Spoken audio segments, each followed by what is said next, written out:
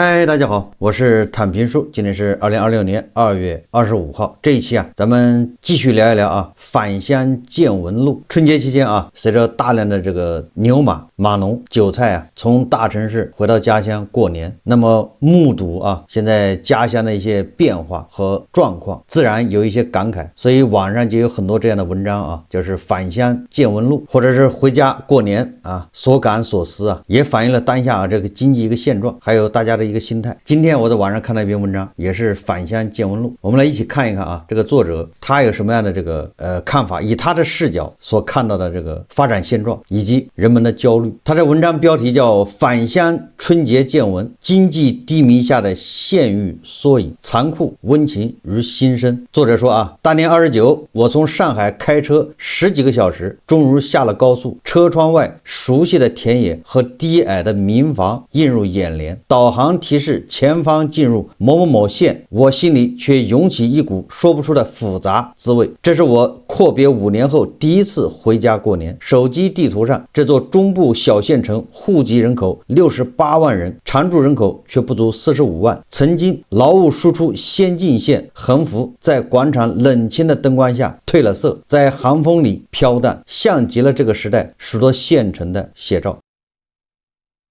实际上这是一个劳务输出大省，那就是典型的平常人少，春节期间人很多。我把车停在老百货大楼前的空地上，下车伸个懒腰，风吹过来，带着一丝熟悉的尘土味，却少了往年的热闹。曾经这里是县城最繁华的地方，现在外墙挂着转型升级中的横幅，门前冷冷清清，只有几个大妈在摆地摊卖春联。我推开一家还亮着灯的奶茶店，点了杯热饮，店员是个20出头的小姑娘，笑着说：大哥，第一次回来看看吧，现在县城变化大着呢，老东西没了，新东西也长出来了。老东西没了咱们能理解新东西长出来，那不知道长的是什么东西是的，变化太大了。我决定用这个春节把县城的残酷温情如新生一一记下来。消失的那些年华，说开车进城，主干道两旁曾是县里最热闹的商业街，记忆里这里挤满了27家服装店春节前总是人山人海，试衣服的、砍价的、提着大包小包的，热闹的像过年。这个有在县城生活过的10几年前的县城就是这样。那现在你肯定看不到这场景了现在呢，我慢慢开过去，一眼数过去，只剩下8家还在营业，其中3家门头挂着直播清仓最后3天的横幅，里面灯光昏暗，货架上衣服堆得乱七八糟。县城中心的老百货大楼终于在今年元旦彻底关门了。那座5层建筑，我小时候最爱去的地方，1楼卖糖果玩具，2楼是服装，3楼是家电，4楼是家具，5楼还有个小电影院。爸妈逢年过节总带我来逛大楼，买双新鞋，吃碗凉皮，就是最大的幸福。现在外墙的横幅在风里晃荡，像在诉说一个时代的落幕。当地人茶余饭后都在聊这个。十字街那家开了28年的早餐铺，去年夏天也关张了。老板娘以前每天凌晨3点起来蒸包子、煮稀饭，热气腾腾的，现在街角只剩下一个空荡荡的门面，玻璃上还贴着转租的红纸。我停车下去看了看，门缝里塞满了广告单，风一吹沙沙作响。28年的早餐店也关门了。这些消失不是孤立。2024年中国县域商业发展报告显示，2023年全国县域传统百货店闭店率高达37%，烟花爆竹产业曾经是县里的骄傲。2018年还有42家企业，现在只剩7家，近万人被迫转行，有的出了县里关店产业园，有的干脆南下打工。环保政策收紧，市场需求变化，双重打击下，老板们摇头叹气。以前一放假订单就来，现在连烟花都不让随便放了，谁还做这个？我晚上和发小老王喝酒，以前在烟花厂干质检，现在转行做了仓库管理员，工资只有原来的70%。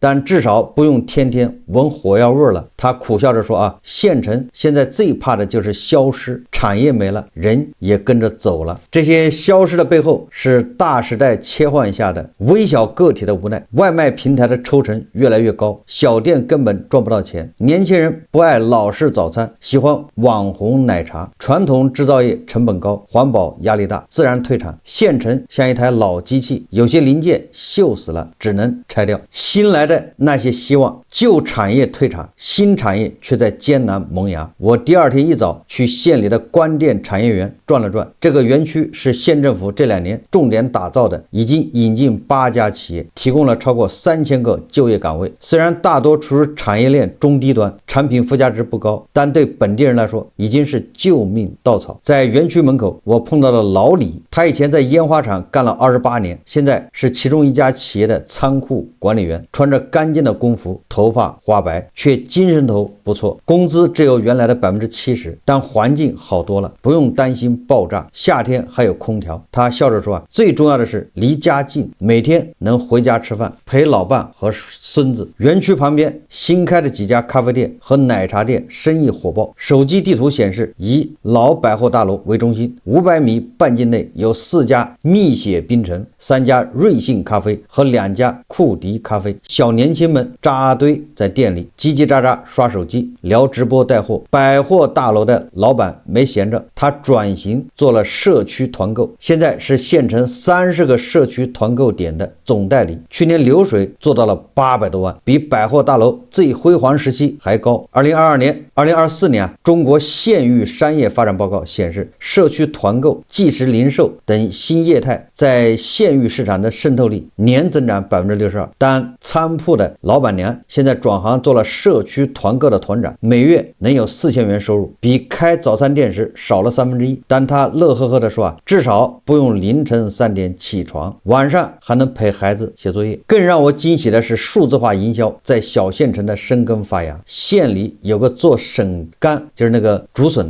笋干和茶油直播带货的账号，博主是金融本科毕业，在上海工作2年后回乡创业的姑娘。她告诉我，大城市的金融梦很好，但家乡的农产品电商是看得见摸得着的生意。现在她的抖音账号突破10万粉丝，去年销售额达到了50万元，这个都是看上去很美好，但是她经不起任何一个弱小的风浪。这就是这个作者他的视角比较窄的一个原因。农产品电商不知道谁能赚钱，就连董宇辉这样的都在上面翻车。农产品大部分都是吃的没毛病吧？这个从三只羊到董宇辉到什么那个东北的卖红薯粉的，哪一个不在吃的上面翻车？要涉及到农产品的就翻车更多。销售额50万，随便一个罚款你就关门。这个新生只是这个监管还没跟上，经不起任何风浪。这个作者说还有更远的新生。我在村里碰到一个返乡创业的小伙子，他在废弃的塑料大棚里建起鱼菜共生系统，既养鱼又种菜，单位面积产出是传统种植的5倍。项目还获得了县里创业补贴和农业科技推广资金支持。他兴奋地说以前在外打工总是觉得空，现在回家干这个，有技术有补贴还有市场，感觉日子有奔头了。这个是冲着补贴去的，鱼又不值钱，菜更不值钱就是这个春节期间我了解到的这个蔬菜价格暴跌，那鱼本身就不值钱，养鱼的有人赚钱吗？把2个不赚钱的东西搁到一起，那不是赔得更厉害吗？这是骗补贴的有些新来的东西像春天的芽，在寒风里倔强的冒头。县域的活力不只来自大企业和重大项目，更来自无数微小个体创新与适应。在巨大的时代变迁面前，这些个体的坚韧与智慧更打动人。他这个文章说到县域经济那些老的关门了，这是正常，但是他所有的那些新的什么直播带货，什么科技养鱼种菜，那都是扯淡属于央视看多了。我这次回老家我也知道我们当地流行养那个一种蘑菇是一种菌类，前几年还没看见，还比较少。去年一下突然这地里全是这种塑料大蘑，后来我一问才知道他们养的那种菌，据说还是效益不错。但是你要知道你只要效益不错，马上铺天盖地全养上了，全种，那不就是内卷吗？实际上所以说明年就开始赔钱。我可以负责任的说前几年种的人就是第一个吃螃蟹的可能赚到钱了，后面跟风的只会赔钱。那个塑料大棚那个投资还是是不小的，对吧？你随便投资一下几十万要的，但是你能赚回来吗？如果你今年赚钱的话，明年会有更多的人中，就这么简单啊！一直到大家谁也不赚钱，开始赔钱，才开始不中。这个文章说啊，年轻人从东南飞到雁归来，年轻人向来是观察县城人口生态的绝佳样本。我这个年纪的发小们，当年高考后几乎全走了。现在呢，有个1995年出生、大专学历的同学，现在在县城工业园区一家 LED 灯具厂做生产主管，月薪5000元。妻子在幼儿园当老师，月收入3000元。两人虽算不上富裕，但在县城能支撑一套小3居，再加一辆普通电动车。县里充电桩数量从3年前不到50个，翻到现在200个，增长4倍。微信群里曾经流传一句话，我们班32个同学，留在老家县城的不到10个，一半在珠三角，3成在长三角，剩下的散落在全国各地，但情况在微妙变化。县人社局统计数据显示，2024年返乡就业创业的年轻人数量首次超过外出务工增量，净回流1200人，5年前还是负的3000人。这种逆向流动的背后，是沿海制造业成本上升和县域产业承接能力的增强。 LED 灯具厂3年前从广东中山整体搬迁而来，带回了完整的生产线和80多名技术工人。老板算得精，这里厂房租金只有中山的1/3，人工成本只有一半，当然工人工资也只有中山的一半。工人自我安慰，县城买房每平米4000元，同样的面积在中山需要不吃不喝25年。除了制造业，数字化也在吸引年轻人。那个直播省干的姑娘就是典型。他说在外飘着总觉得不踏实，回家干这个虽然累，但每天能看到订单增长，感觉自己在创造价值。省干作为食品啊，你有没有什么标准？食品加工，对吧？你这些环节你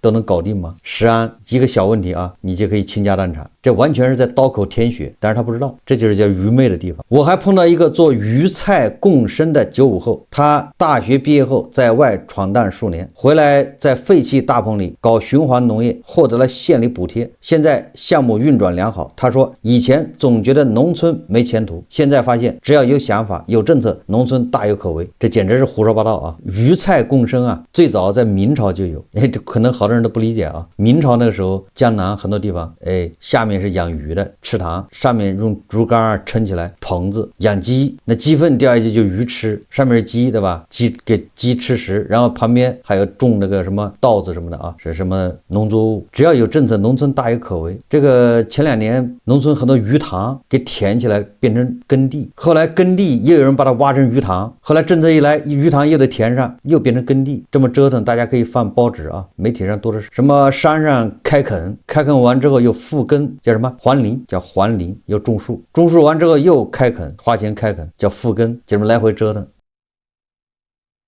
你有多少钱跟着后面折腾啊？年轻人啊，返乡实际上应该看到另一面，另一面是城市里面提供不了工作，他在城市没法生存，被迫返乡。而恰恰因为被迫返乡的人多，所以去年，对吧，国家有关部门又出台政策，要避免什么集体返乡、滞乡，不让你在农村创业了，不就这意思吗？所以说这个作者啊，他还是看新闻联播看的也不全。现在一返乡，人家登记你，对吧？你什么时候走，你千万别在这儿创业，对吧？你赶紧进城吧，农村待不下，容不下你。返乡的人一多，就会规模返贫，因为这个在农村待的人都心里有数，然后忽悠你回农村创业，那只是忽悠几个典型，给你一点希望而已，不是真让你去啊！你真去，人受不了啊，马上就会乱了，对吧？这玩意儿只适合在电视上宣传一下，对吧？给那些在大城市里面找工作找不到的人心中点燃一盏灯，就是说你实在不行还可以返乡，你看看养鱼，回老家搞直播，但是不希望你真这么干，一定要明白啊！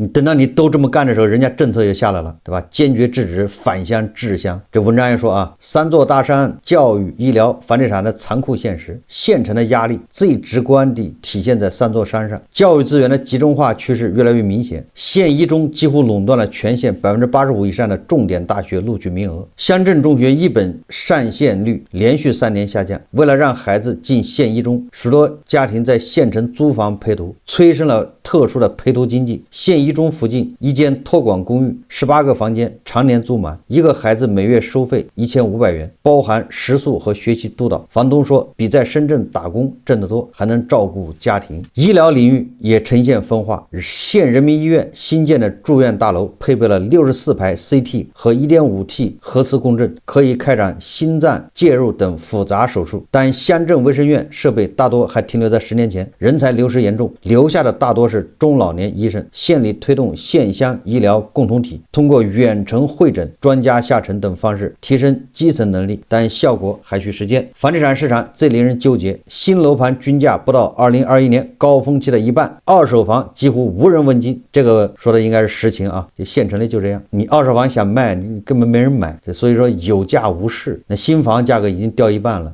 其实也没什么人买。中介门店数量持续减少，剩下的店里一整天看不到客户，店员只能刷短剧消磨时间。房地产调整深刻影响地方财政，从珠三角新引入的灯具产业成了全县希望，但这些产业刚来，还在享受财政优惠，距离真正的贡献税收还得好几年，财政吃紧的日子还得熬。等到这些灯具厂啊，它的这个财政补贴结束，真正要交税的时候，人家也要往更便宜的地方搬，就这么简单。人家把你这红利吃完，还得挪地方，就像从东莞挪到你那儿一样嘛。所以说啊，县财政吃紧，日子还得熬，这才是真实情况。这些三座大山压得县城人喘不过气，却也逼着大家寻找出路。教师的降薪潮，基层教育的隐痛。春节期间，我和几个当老师的发小聚了聚，他们的话题离不开降薪。作为乡镇教师，虽然往返县城乡镇，但绩效迟迟不发，已经相当于变相降薪。年底了，大家都等着这些钱买年货，一个月薪5000还月光的老师说，这绩效不发，小孩1学期的培训班培训费都没着落。有个从乡镇选调考进县城的同事，考了3年，好不容易成功，却上班不到1个月就哭诉，工作量翻了好几倍，职称退了一档，还没乡镇补贴，前前后后少了1000块1个月。但是我现在好想回到乡镇去，这就是很多老师不是从学校要分流到这个什么机关单位们还是事业编嘛，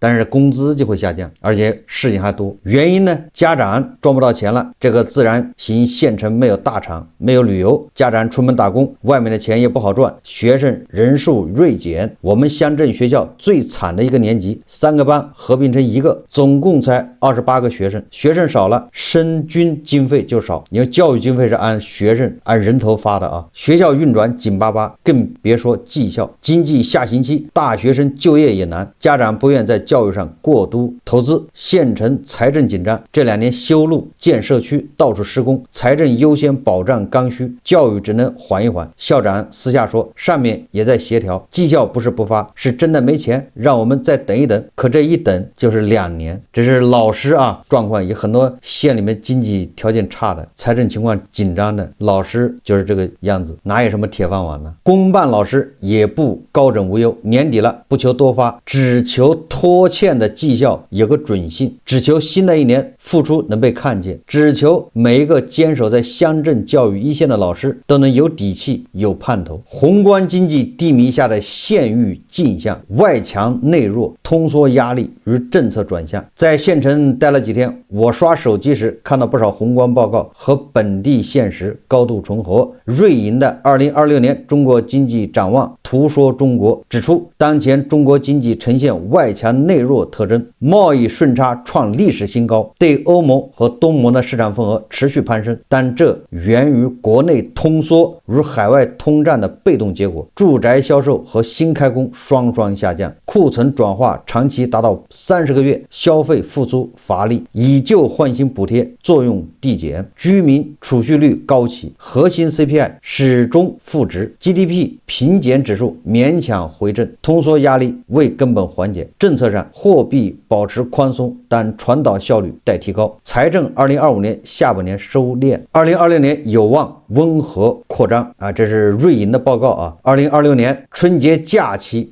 全国国内出游5.96亿人次，总花费超8034亿元，这是最新的数据啊。这一块啊创了历史新高，为什么呢？其实很简单啊，就是因为今年多放了2天假，应该是这样的啊。今年是9天嘛，往年是7天，那9天就不一样了。那很多人的规划对吧？不想出门的也逼着出门了，不想回家过年的也逼着回家，因为毕竟放9天呢。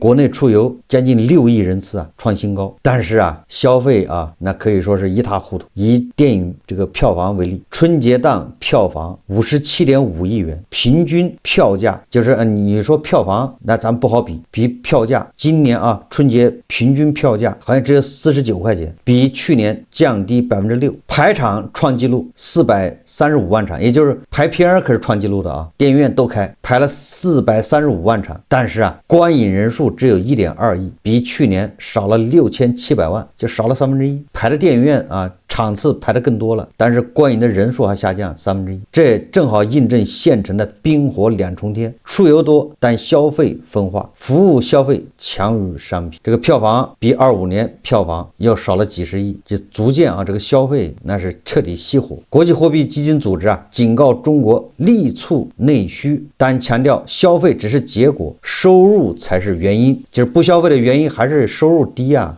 预期弱啊，对未来没有信心啊。当前内外失衡，顺差扩大，更深层原因是国内需求不足，导致进口收缩。促内需关键不在刺激消费，而在夯实收入基础，优化分配。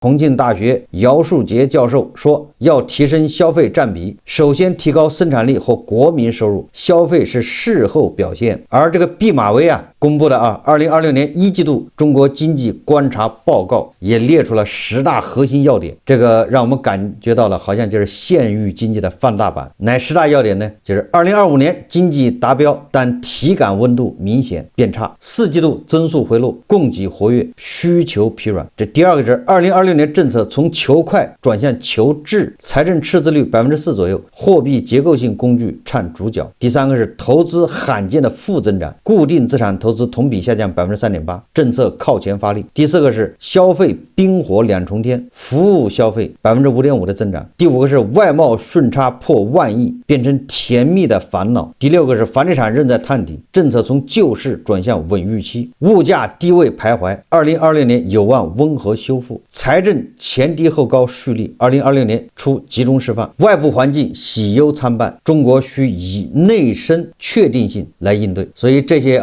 机构的报告，这些宏观数据反映在县城落地，就是投资负增长对应工业园区刚起步，财政吃紧，消费分化对应奶茶店火爆但传统店面关门，外贸顺差对应县里制造业外迁却难承接高端，房地产探底对应新楼盘腰斩，中介闲置，教师降薪对应财政优先基建教育缓一缓。县域经济就像中国经济的基层细胞，外热内冷，通缩压力，政策转向全在这里找到一个镜像的投射，残酷中的温情，新生中的希望。夜幕降临，小县城呈现别样灯火，西北角老城区灯光稀疏却温暖，东南角新区和工业园区灯火通明如星河，过渡地带明暗交错，恰如这个时代所有县城的缩影。残酷的真实是产业消失，人口流失，财政紧张，教师降薪，年轻人焦虑，但温情也在。老李从烟花厂转仓库餐馆管理员，安全多了。早餐铺老板娘做团长不用早起。直播姑娘回乡创业，销售额50万。鱼菜共生小伙子获得补贴，项目运转良好。长辈们说日子虽然苦，但总有盼头。新生更让人看到希望。关店产业园3000个岗位，社区团购渗透率年增62%，返乡创业净回流1200人，充电桩翻4倍。这些微小个体的选择，才是中国县域经济转型最真实的力量。我在想，如果要为这个时代做一个记录，最恰当的名字叫大转型。它记录的不仅是宏大趋势，更是每个普通人在变迁时代选择与坚持。那些消失的终将以另一种形式归来，那些新生的也终能成就下一个时代的篇章。大年初三，我开车离开县城，灯光逐渐渐行渐远，寒风吹来，有种莫名的残酷感。但我知道，无论走多远，小县城里生生不息的坚韧与温情，都将是我理解中国经济最真实的底色。千万个小县城的千万盏灯，共同照亮中国经济最基础的单元，也温暖着这个转型时代一个奋力前行的人。这个文章啊，看到了这个县域经济的衰落，但同时啊，它又力图啊勾画出这种新生的一种景象。但是这个新生啊，说白了还是一个幻影，是个泡沫。县域经济为什么衰退？实际上就是公务员经济在衰退。这个前几年就说了，县城婆罗门，县域经济靠什么运转？一个转移支付，第二个工程，每个县各种各样的工程，修公园、修路、扒房子，然后这个教育学区房，对吧？你那个县如果有个省重点，我想很多人都知道这一点啊。如果你们那个县有一个省重点中学啊，好，那个县的一把手一去，第一件事就要搬学校。为什么要搬学校？把这个学校搬到另外一个地方，那个地方那周边的地就可以卖掉，不是学区房吗？那地一卖掉，县里就有钱，所以这个重点中学必然要搬。好，等搬完了，那个地卖完了，房子也卖完了，好，这个中学又得搬。你回去总结总结，是不是这个现象？这是重点中学，还有县里最好的医院也一样，医院也得搬，往郊区搬。你往郊区一搬，带动周边的那个地涨价，周边的地一涨价，县里一卖就赚钱了啊。等到这地卖完了啊，这个又得搬地方，对吧？它的搬的名头很多啊，什么学校合并啊，又是这个又是那个。总之，归根结底是搬个地方，挪一个地方啊，再带动了新的地方的这个土地价格上涨，卖房子，这就是县域经济的底色啊。一个是转移支付，公务员经济；一个是各种工程，申请各种工程啊，修大楼，这个工程就养活一批婆罗门，然后再就是搬重点中学，搬重点医院，搞房地产。现在这一切都没了，对吧？这个玩法玩不下去了，那就拼实力。什么实力啊？企业，让各种企业来在这儿投资办厂。但是这个活这是慢工出细活，这个是确实要提高这个执政能力，还要加强营商环境，还要服务，这个不是每个地方都能干的啊。刚才说的那一套三板斧啊，各个县城都能这么干，但是唯有这个慢工出细活，招商引资，什么发展产业，这个在很多地方只能是口号，真有企业去了，十有八九要亏损，要破产，怎么可能干得下去呢？在这个基础上搞的什么奶茶店、瑞幸咖啡，所谓的新经济，实际上是无根之木、无源之水，只不过是热闹一时而已。真正啊，在那个县里面发展产业的地方非常少，不能说没有，产业需要配套，对吧？产业需要得天优厚的这些资源。所以说啊，通过这些返乡见闻录，我们可以看到各个县域经济，对吧？县城一些情况，老师也开始拖欠工资，旧的经济确实被冲击的不行，都在关门，但是新的经济恐怕也是昙花一现，难以持久啊。最后都是鹤岗化嘛，看一看鹤岗就知道了。以后啊，3、4线城市基本上都照着鹤岗来，除了什么长三角、珠三角稍微好一点。好，这期节目啊，我们就聊到这里，感谢大家收看。如果喜欢我的节目，欢迎订阅转发，也可以在下方留言评论，谢谢大家。